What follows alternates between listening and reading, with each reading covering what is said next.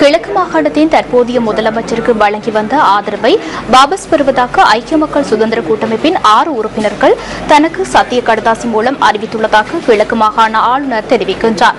அத்துடன் தமது கட்சியின் 2 உறுப்பினர்களும் தற்போதைய முதலமைச்சருக்கு வழங்கி வந்த ஆதரவை வாபஸ் பெறுவதாக சிவனேசதுரை சந்திரகாந்தன் தெரிவிக்கின்றார். அதன்படி மொத்தமாக ஐக்கிய மக்கள் சுதந்திர கூட்டமைப்பின் 8 உறுப்பினர்கள் தற்போதைய முதலமைச்சருக்கு வழங்கி வந்த ஆதரவை வாபஸ் பெற தீர்மானித்துள்ளனர். முன்னாள் அமைச்சரான Wimalaweera Dissanayake Uthumalebbe, MLA Ameer, WD Weerasinghe, DM Jayasena மற்றும் தேசிய சுதந்திர முன்னணியின் உறுப்பினர் ஜெயந்த விஜயசேகர ஆகிய 6 உறுப்பினர்களும் இன்று தமது சத்திய கடதாசிகளை கையளித்துள்ளனர். முதலமைச்சருக்கு ஆதரவு அளிப்பதாக தெரிவித்து இதற்கு முன்னர் ஆளுநருக்கு வழங்கியிருந்த சத்திய கடதாசிகளை வாபஸ் பெற்றுக் கொள்வதாக இன்று சமர்ப்பிக்கப்பட்ட சத்திய கடதாசிகளில் தெரிவிக்கப்பட்டுள்ளது. ஐக்கிய மக்கள் சுதந்திர கூட்டமைப்பைச் சேர்ந்த 14 உறுப்பினர்கள் சத்திய கடதாசி மூலம் எங்களுடைய ஆதரவை வழங்கியிருந்தோம். நாங்கள் பேசிக்கொள்ளப்பட்ட ஒப்பந்தங்களை மீறி பல நடவடிக்கைகள் செயல்படப்பட்டதனால் இதனை கண்டித்து நாங்கள் இன்று 6 ஐக்கிய மக்கள் சுதந்திர கூட்டமைப்பினர் கிழக்கு மாகாண ஆளுநர் திரு ஆகஸ்டின் பெர்னாண்டோ அவரிடம் நாங்கள் முதலமைச்சர் ஆபீஸ் அவர்களுக்கு வழங்கிய இந்த ஆதரவை நாங்கள் வாபஸ் வாங்கியிருக்கிறோம். சில நிபந்தனைகளுடன் நாங்கள் ஆதரவை வழங்கினோம். அந்த நிபந்தனைகள் மீறப்பட்டு தன்னிச்சையாக முஸ்லிம் காங்கிரஸ் மற்றும் ஆட்சி செய்கின்ற ஒரு அநியாயமான விடயத்தை நாங்கள் காணக்கூடியதாக இருக்கின்றது. அவர்கள் மந்திரி பதவிகளை அவர்களை தீர்மானித்து வழங்குகின்றார்கள். அந்தந்த கட்சிகளுக்கு வழங்கப்பட்ட மந்திரி பதவிகள் கொடுக்கப்படாமல் புறக்கணிக்கப்பட்டிருக்கின்றது. இந்த வகைகள் நிபந்தனைகள் மீறப்பட்டபடியால் நாங்கள் கொடுத்த ஆதரவை இன்று 6 பேர் கௌரவ உறுப்பினர்கள் விலக்கிக் கொண்டிருக்கின்றோம். மேலும் பலர் இந்த ஆதரவை விலக்கிக் கொள்ள இருக்கின்றார்கள்.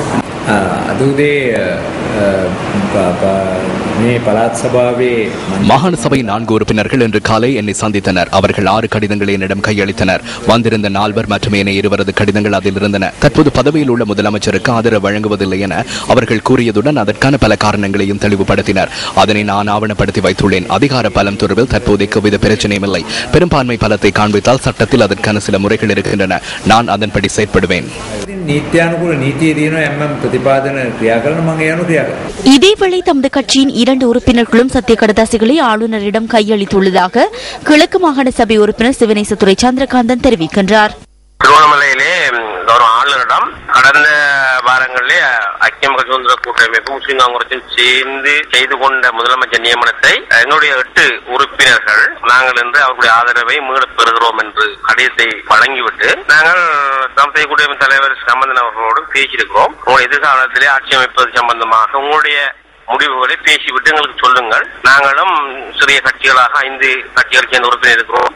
எதிர்காலத்தில் எப்படி இதை கொண்டு நடத்துவது சம்பந்தமாக உங்களுடைய முடிவுகளை எங்களுக்கு சொல்லுங்கள், நாங்கள் பேசுவோம் என்று சொல்லிவிட்டு வந்திருக்கிறோம்.